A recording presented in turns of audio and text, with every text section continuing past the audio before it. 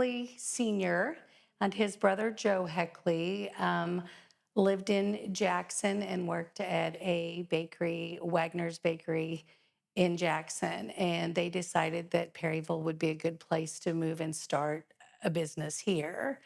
So they came up, checked out the location, and found the spot on the square, and they opened the business on the town square. We were there for 69 years on the town location, and then we built a new building out on the bypass, and we've been there for 18 years. So we've been in business for about 87 years. Back when the bakery first opened, they had a coal-fired oven, and Grandpa, which is Paul Sr., he would have to go in 2 hours earlier than everyone else and fire the oven and set the doughs. Around 1962, they put in a gas oven, which took up about a fourth of the space, and it had consistent heat and everything, so the product got better. Through the years, they would buy another portion of the building next to them and expand. So at one point, the bakery bought the old Elders Barber Shop, the Gamble's building, knocked out a wall, and that gave an additional 1,200 square feet. Whenever they got new equipment, new dough cutters and sheeters and things like that, it all made a huge difference in the way things worked.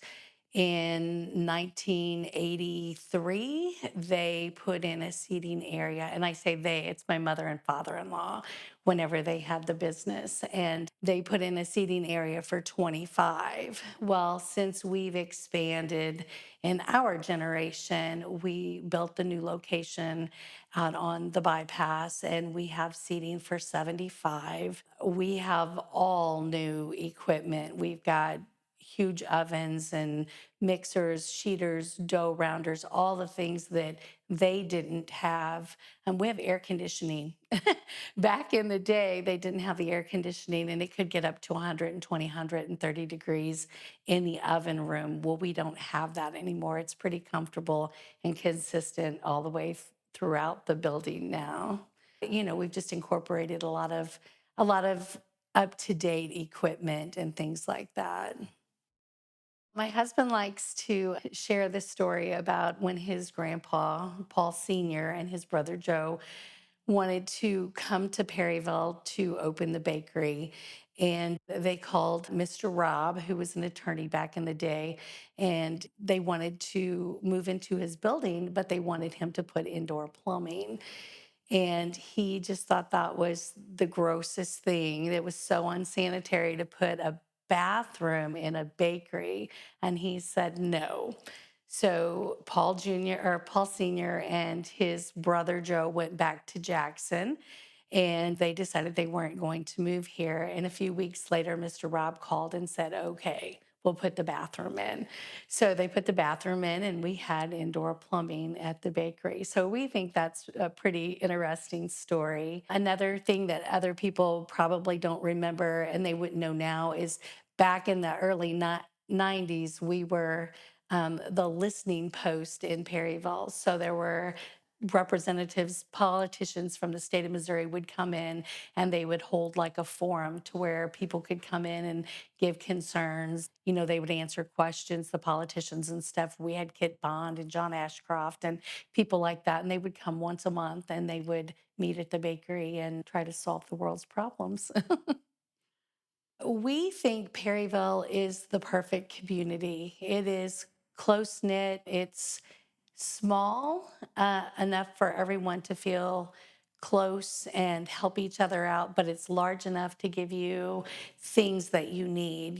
We have options for groceries and clothing and gas stations, and just everything that you would need is right here.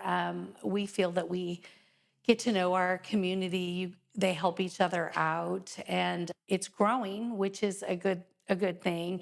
But I think just the feel that you get from the community is wonderful.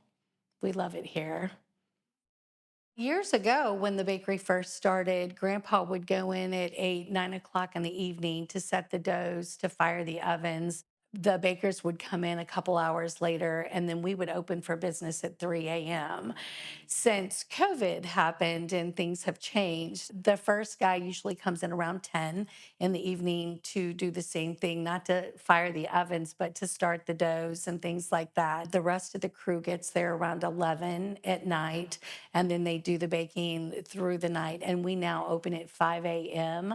Everything is ready to go when we open the doors at 5 in the morning. Everybody has a job, everyone does something different. So you come in and somebody starts the dishwasher, and somebody's adding the ingredients, mixing the doughs, and then someone's frying the donuts while someone's rolling out the donuts. And, everyone just has their place. So we have a full line, obviously, pastries, donuts, things like that. We also have a full line bakery. We have soup, salad, sandwiches. We have coffee bar, all the different coffees, cappuccinos, frappuccinos, Americanos, all of that kind of stuff. We do breads and pies, muffins, cookies, cupcakes. We specialize in wedding cakes, birthday cakes for all occasions, smoothies, just a little bit of everything. It all just kind of works together. Some days are great donut days, and some days when donuts are a little slower, it seems like the deli end is just huge. We do a lot of catering, things like that. So, yeah, pretty busy most days. In 1962, I read an article from the newspaper that said they had, besides family members, they had two men that worked in the back, and there were five part time women.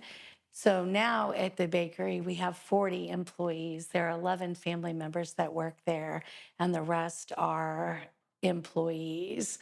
My husband's grandfather and uncle started the bakery. Then it passed down to his father, which was Paul Jr., and his wife, Donna.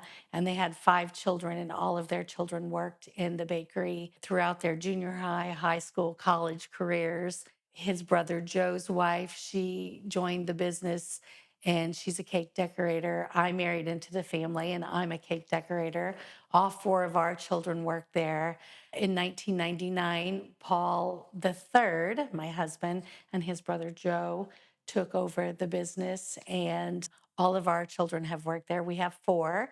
Joe and Yvette have two. So they've all worked there. And right now we have twin grandsons that are 17. So they're the fifth generation. And Joe and Yvette have two children, and their daughter Leslie still works there. Their grandson Hunter works there, Leslie's husband. And in December of this year, 2024, Paul and I are retiring, and our son Eli and Leslie are going to take over the business.